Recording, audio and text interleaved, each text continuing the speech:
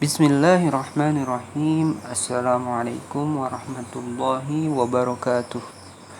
Innal hamdalillah nahmaduhu wa nasta'inuhu wa nastaghfiruh wa na'udzu billahi min shururi anfusina wa min sayyiati a'malina.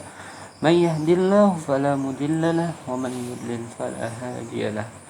Asyhadu an la ilaha illallah wa asyhadu anna Muhammadar rasulullah la nabiyya ba'dah.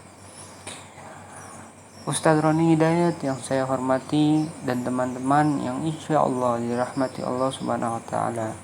Semoga di masa pandemi ini kita semua selalu diberi nikmat kesehatan, dipermudah urusannya, baik urusan akhirat maupun urusan dunia, dan dilancarkan rezekinya.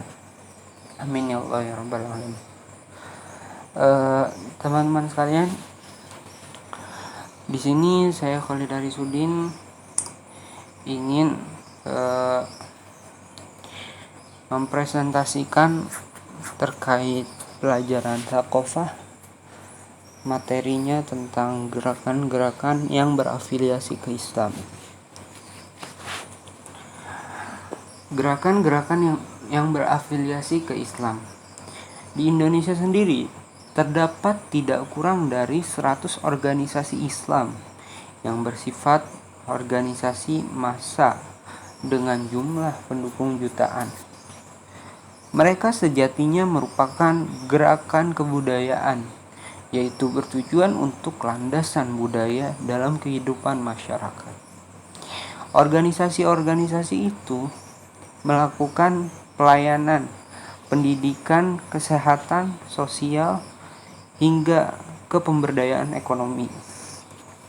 Sebagian dari gerakan-gerakan itu atau organisasi itu sudah berdiri pada awal abad ke-20 Indonesia, dan karenanya lebih tua dari negara Indonesia sendiri.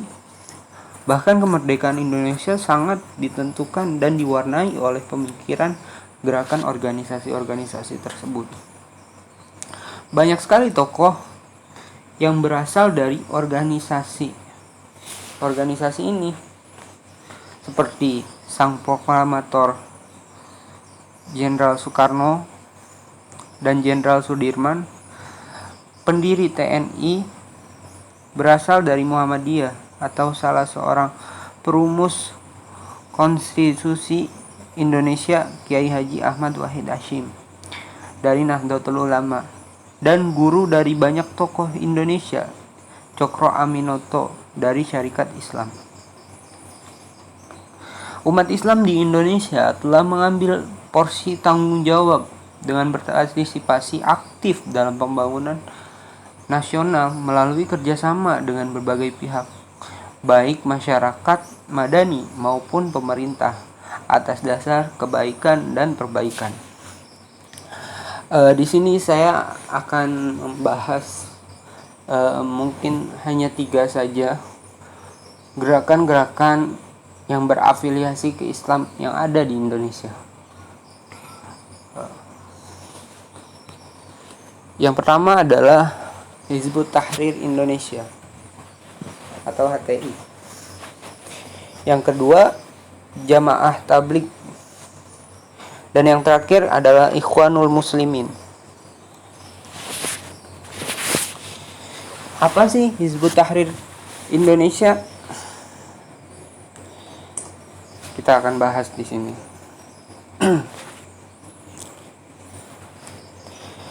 Hizbut Tahrir Indonesia adalah bagian dari Hizbut Tahrir Internasional yang didirikan oleh Taqiyuddin Al-Nabhani. Hizbut Tahrir didirikan pada 1953 di Al-Quds, Palestina. Saat ini, Hizbut Tahrir global dipimpin oleh Atta Abu Rostah, sedangkan HTI dipimpin oleh Rahmat S. Labib. Adapun tujuan dari Hizbut Tahrir atau Partai Pembebasan adalah pendirian pan-Islamisme atau persatuan umat seluruh dunia.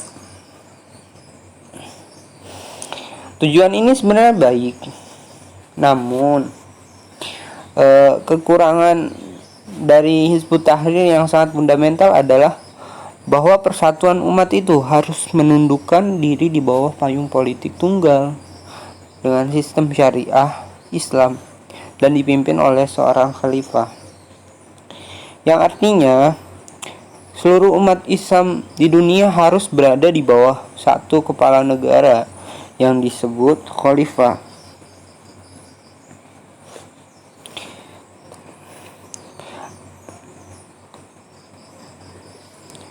Sebagaimana pada zaman Khulafaur Rasyidin. Suatu cita-cita yang baik, namun oleh banyak pihak dianggap terlalu utopis dan bertentangan dengan fitrah manusia yang beraneka ragam suku dan bangsa. Tercantum dalam Quran surat Al-Hujurat ayat 13. Dan pada akhirnya gerakan ini pun menjadi bagian dari dinamika keanekaragaman umat Islam dan relatif tidak begitu berkembang, khususnya dalam konteks Indonesia.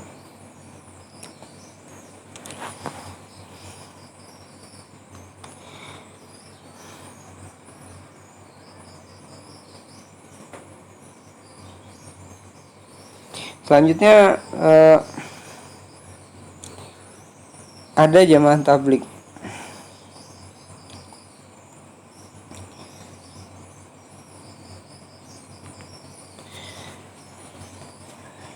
Jamaah tabligh atau dalam bahasa Indonesia artinya jamaah penyampaian. Jamaah penyampai adalah gerakan dai global non politik yang berfokus pada mengajak umat Islam untuk kembali mempraktikkan Islam sebagaimana dipraktikkan selama masa hidup Nabi Muhammad SAW, dan khususnya dalam hal ritual pakaian dan perilaku pribadi. Organisasi ini diperkirakan memiliki antara 12 juta dan 150 juta penganut, yang mayoritasnya tinggal di Asia Selatan, dan kehadiran di suatu tempat antara 150 dan 200 negara. Gerakan ini disebut salah satu gerakan keagamaan paling berpengaruh di Islam abad ke-20.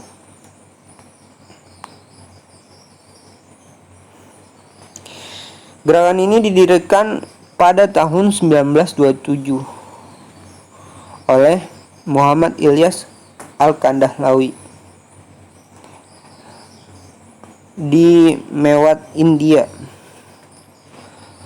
sesuai dengan ajaran dan praktik yang terjadi di Masjid Nabawi dan Ashabus Sufah Tabligh.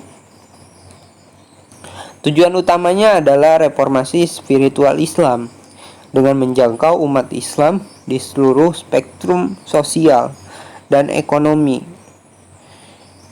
bekerja di tingkat akar rumput untuk membawa mereka sejalan dengan pemahaman kelompok tentang Islam. Ada 6 prinsip gerakan jamaah tabligh. yakni yang pertama kalimah, artinya deklarasi iman. Yang kedua sholat, artinya doa. Yang ketiga pengetahuan. Yang keempat penghargaan muslim. Yang kelima ketulusan niat. Dan yang keenam proselitizaton.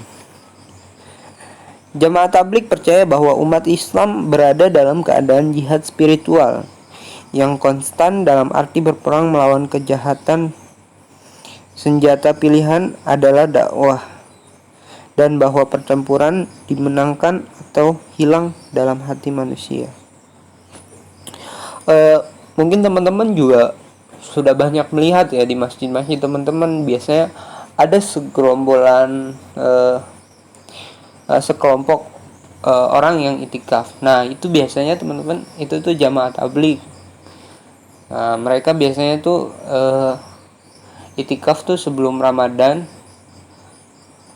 Iya, sebelum Ramadan kalau nggak salah. Soalnya sering juga di masjid lingkungan saya tuh sebelum Ramadan biasanya ada jamaah tabligh yang itikaf.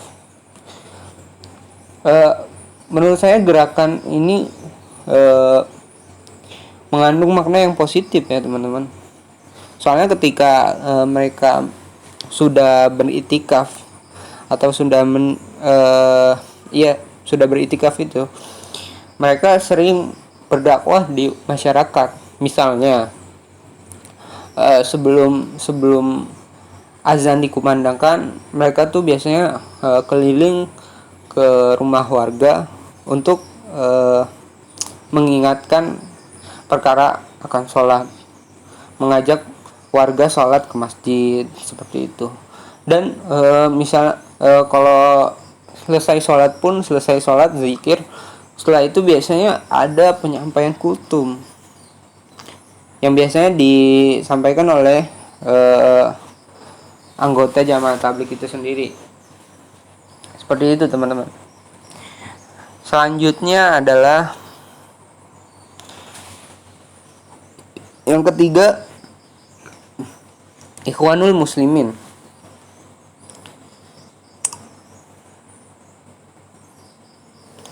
Ikhwanul Muslimin merupakan sebuah organisasi Islam berlandaskan ajaran Islam yang didirikan oleh Syekh Hasan Al-Banna pada tahun 1928. Bisa dilihat dari pemikiran utama Ikhwanul Muslimin berikut. Ia merupakan salah satu jamaah dari beberapa jamaah yang ada pada umat Islam yang memandang bahwa Islam adalah din yang universal menyeluruh, bukan hanya sekedar agama yang mengurusi ibadah ritual saja seperti sholat, puasa, haji, zakat, dan lain-lain.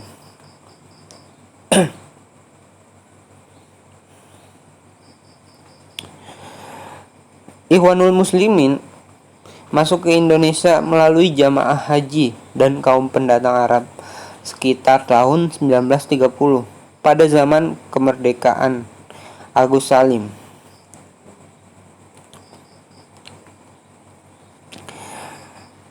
Pada zaman kemerdekaan, Agus Salim pergi ke Mesir dan mencari dukungan kemerdekaan. Waktu itu Agus Salim menyempatkan untuk bertemu sejumlah delegasi Indonesia.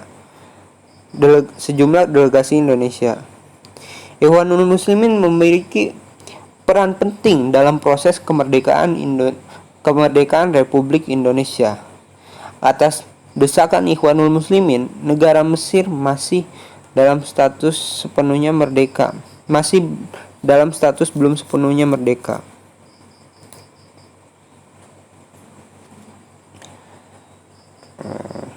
Sebentar teman-teman.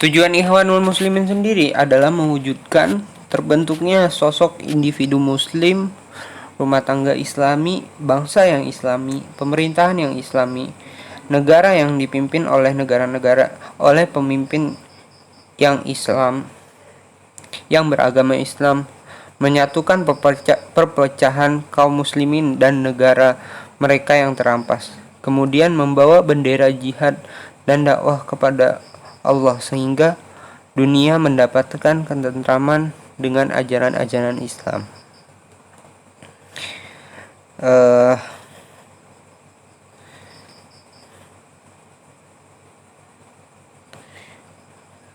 Namun Ikhwanul Muslimin tetap mengikuti perkembangan teknologi dan dan tidak meninggalkannya. Sebagai organisasi Islam moderat, Ikhwanul Muslimin diterima oleh segala lapisan dan pergerakan. Ikhwanul Muslimin menekankan adaptasi Islam terhadap era globalisasi. Pemikiran dan pergerakan Ikhwanul Muslimin mencakup 8 aspek yang mencerminkan luasnya cakupan Islam sebagai ideologi yang mereka anut, yaitu dakwah salafiyah, dakwah salaf, thariqah sunniyah, jalan sunnah, hakikat sufiyah, hakikat sufi, haiyah, syiah, lembaga politik, jamaah riyadiyah, kelompok olahraga, Rabitah ilmiah thaqafiyah, ikatan ilmiah berwawasan, syirkah iktisadiyah, perserikatan ekonomi, dan fikrah ijtimaiyah, pemikiran sosial. Mungkin cukup sekian presentasi pada kali ini. Mohon maaf teman-teman bila ada salah-salah kata atau ada sumber yang tidak benar. Mohon teman-teman kembali bertabayun lagi mencari referensi-referensi lain agar teman-teman bisa menyimpulkan sesuatu dan tidak memandang sesuatu itu dari satu sumber saja. Mungkin cukup sekian teman-teman, semoga bermanfaat dan semoga dalam pembelajaran jarak jauh ini kita dapat dimudahkan oleh Allah Subhanahu wa taala, dan ilmu-ilmu yang kita terima maupun dosen-dosen yang mengajar semoga menjadi berkah nantinya dan berpahala. Amin ya Allah ya rabbal alamin. Cukup sekian, mohon maaf apabila banyak kesalahan. Wassalamualaikum warahmatullahi wabarakatuh.